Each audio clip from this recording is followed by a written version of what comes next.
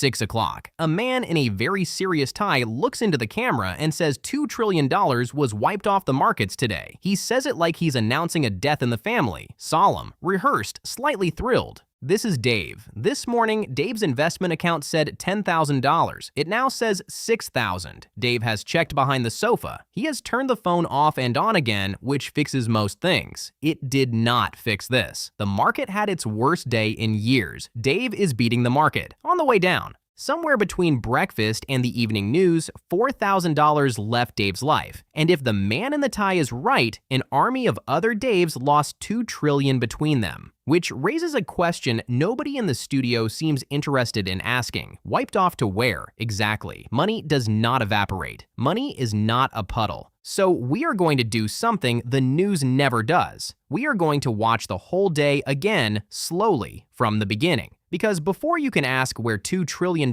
went, you have to ask another question. Where was the money in the first place? What address? What vault? What pocket was it sitting in at 9:30 this morning, when everything was still fine? 9:30. The bell rings. Nothing is wrong yet. Here is what the number on Dave's screen actually is. Somewhere in the market, there is a great scoreboard, and on it, every share in the country wears a small handwritten price tag. The tag does not say what the share is worth. It says what the last person paid for one. The price on that tag is nothing but a handful of strangers deciding out loud that this is what it deserves. Yesterday, most shares never traded at all. Out of every 100, maybe one changed hands. But when that one sold, a clerk walked down the aisle and repainted the other 99 tags to match. One sale. A fresh coat of paint on everything. Multiply the tags by everything Dave owns, and you get the number on his screen. It looks like money. It behaves like money right up until you need it in banknotes. Because it is not a pile of cash with Dave's name on it. It is the most recent opinion of strangers guessing its worth. Nobody told Dave any of this. At 9:47, one of those strangers formed a new opinion. He looked at his price tag, looked at the door, and felt more interested in the exit.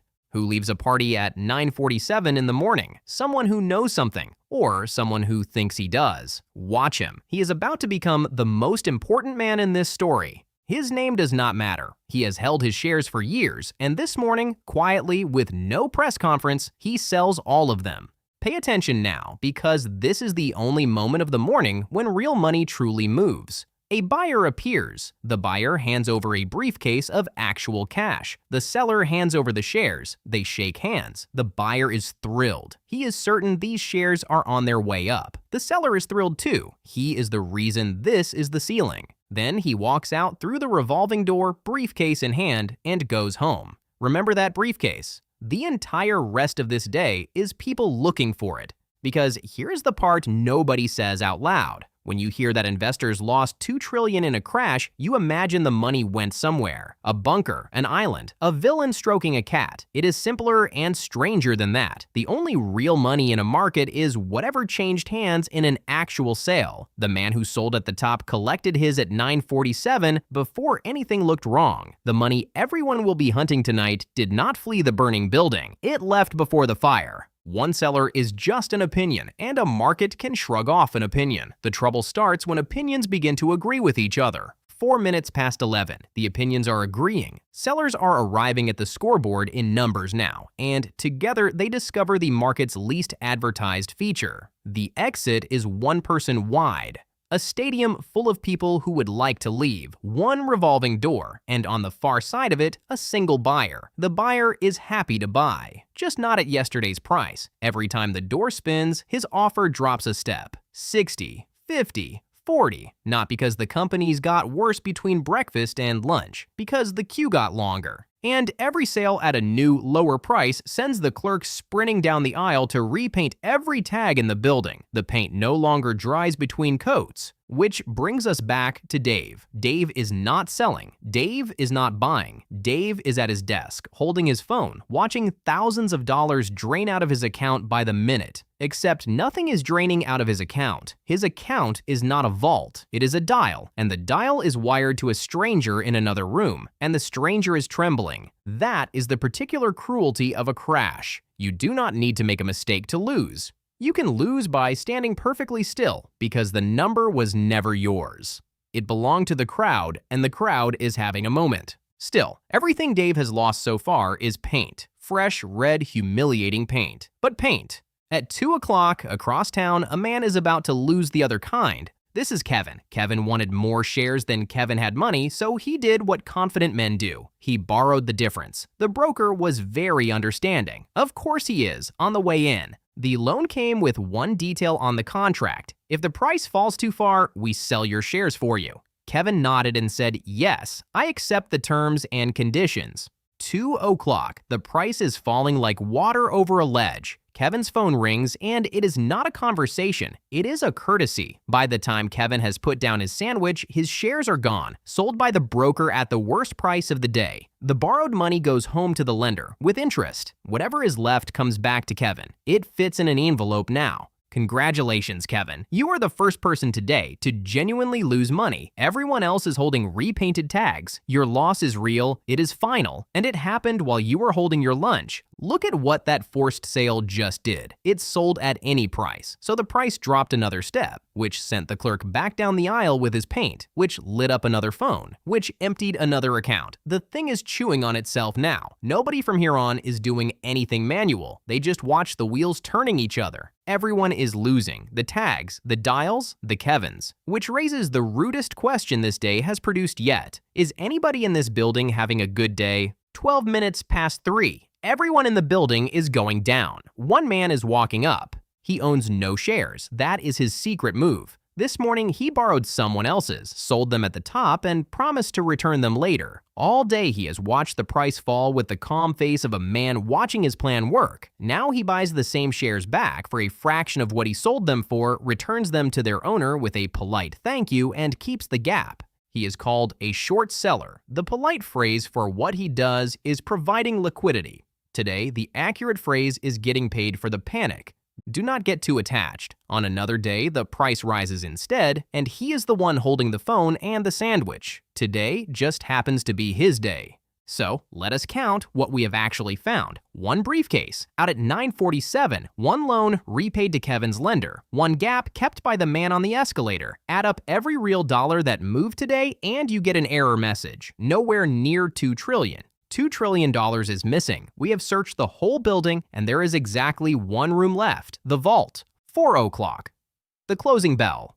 The damage is official, and Dave, in the great tradition of angry customers everywhere, demands to see the vault, the room where the market keeps the money. An auditor takes him downstairs. Heavy door, impressive wheel, the door swings open. Tags, floor to ceiling, wall to wall, nothing but price tags. There is no money in the vault, and to be honest, there never was. Let me show how it was impossible. Add up the price tags on every share in the market, and you get a number roughly 3 times bigger than all the actual money in existence. Every note, every coin, every bank balance in the country counted once. The tags come to 3 of that entire pile. The money is not hiding in the market. There is just not enough money in the world to be in the market. Because a market's value was never a pile. It is a promise, the promise that everyone could sell at the price on their tag whenever they want. You know how the promise ends. So no, $2 trillion was not wiped off today. It was never on. Nobody stole it, nobody burned it, nobody is stroking a cat on an island with it. It was a coat of paint, and today it rained. Which leaves one loose end, the man in the very serious tie. If the money never existed, what exactly did he announce tonight? Go back to 6 o'clock. Watch it again. This time, you know what the vault knows. 6 o'clock. Same desk, same tie. $2 trillion was wiped off the markets today. Wiped off. Listen to it. A wipe needs a cloth. Somewhere out there should be a cloth worth $2 trillion. Dave has spent some time under the news desk with a bucket. There is not. What the anchor means is that strangers are less optimistic than they were yesterday, so every tag in the country got repainted lower. But you cannot open the 6 o'clock news with the word repainted. Wiped off has drama. It has a body count. It books tomorrow's panel of experts. The ritual needs a corpse, so tonight the paint gets promoted to money. Now for the true ledger of the day, real money that actually moved. One briefcase out at 9:47 before the smoke. One loan home to the lender at 2 o'clock, Kevin's envelope beside it. One gap kept on the escalator at 12 minutes past 3. End of list. That is what a $2 trillion catastrophe looks like in actual cash. Everything else was tags. And one last entry. Today, a removal van drove from the nervous end of town to the patient end. It was not carrying money, it was carrying the shares. The people who had to sell today handed them over, at today's prices, to the people who think it is cheap. The ledger records this without comment. It records it every single time it rains. Dave, for the record, sold nothing. His $6,000 is not the end game unless he makes it one by selling. It is today's mood, and tomorrow's has not been painted yet. So the whole day was theater, paint and podiums and a solemn tie. Almost. But there is also another version of this. The version where the money is real, and instead of getting repainted, it dies. Here is the version worth actually fearing, and it has nothing to do with scoreboards. Most of the money in the world is not notes and coins. It is loans. Money is born when a bank lends, and money dies when a loan does. On a normal red day, none of that is touched. Tags get repainted, feelings get hurt, and the machine hums on underneath, unbothered. But sometimes a fall reaches the loans. In 2008, it reached them. House prices dropped, the mortgages leaning on them snapped, the banks holding the mortgages buckled, and the lending machine ran in reverse. Loans died by the million, and the money those loans had created died with them, not repainted, gone. And that kind of gone does not stay on a screen. It walks into the real world and starts collecting. Paychecks, pensions, jobs by the million, the shop on the corner that never owned a share in its life. That is the difference between a crash and a crisis. A crash repaints the wall. A crisis is the wall coming down. So here is the whole day, said plainly, once. The number on your screen was never money. It is the last price a stranger paid, applied to everything you own. When strangers are optimistic, you feel rich. When strangers panic, you feel poor. And nothing in your house has changed. Your home did not lose a room the day the estimate dropped. The kitchen is the same kitchen. Money is real. At the moment, it changes hands, and only then. The rest is a mood with digits on it. Where does the money go when the market crashes? Most of it goes nowhere because it never existed. It was hope, wearing a price tag. The rest went home at 9:47 in the morning or back to Kevin's bank. As for Dave has taken the certificate down off the wall and relabeled it in crayon. Worth ask again tomorrow. It is the wisest thing Dave has ever written, and he wrote it out of spite. We do one of these every week. Subscribing costs nothing, and it is the one price in this story that no stranger can repaint.